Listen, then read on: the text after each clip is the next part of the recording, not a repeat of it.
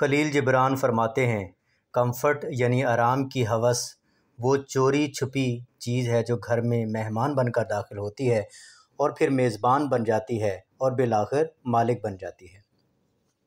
پھر فرماتے ہیں، تھوڑا سا علم جو عمل کرتا ہے اس کی قیمت بہت علم سے زیادہ ہے جو بیکار ہے۔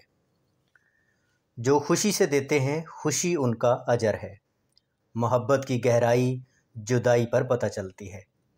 اپنی طاقت سے زیادہ دینا سخاوت ہے اور اپنی ضرورت سے کم لینا غرور ہے۔ اگر آپ اپنے راز ہوا کو بتاتے ہیں تو آپ کو ہوا پر الزام نہیں لگانا چاہیے کہ اس نے درختوں کو کیوں بتایا۔ ہم اپنی خوشیوں اور غموں کو اس وقت چن لیتے ہیں جب وہ اصل میں آئے بھی نہیں ہوتے۔ آپ کا درد اس خول کو توڑتا ہے جس کے اندر سے سمجھ باہر آتی ہے۔